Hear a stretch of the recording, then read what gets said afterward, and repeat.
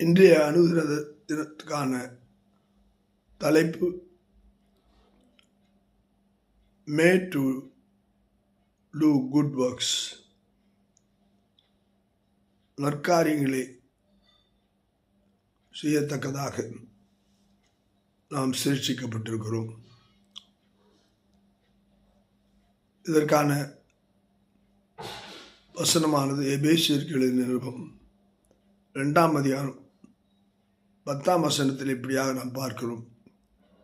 ஏனெனில் நற்கிரியைகளை செய்வதற்கு நாம் இயேசு கிறிஸ்துவுக்குள் சிருஷ்டிக்கப்பட்டு தேவனுடைய செய்கையாக இருக்கிறோம். அவளில் நாம் நடக்கும்படி அவர் முன்னதாக இவைகளை ஆயத்தம் பண்ணியிருக்கிறார். கிறிஸ்தவம் என்று சொல்லும்போது கிறிஸ்துவுக்குள்ளாய் நாம் என்றால் கிறிஸ்து நமக்குள்ளாய் இருப்பதுதான். கிறிஸ்து இயேசு நன்மை செய்கிறவராய் சுற்றித்திருந்தார். கிறிஸ்தவம் என்று சொல்லும்போது கிறிஸ்துவை நாம் வெளிப்படுத்துதல், கிறிஸ்துவின் சிந்தை நமக்குள்ளாய் செய்கையாய் இருக்கும்போது அவளில் நாம் நடக்கும்போது அவர்களில் நாம் இயேசு கிறிஸ்துவின்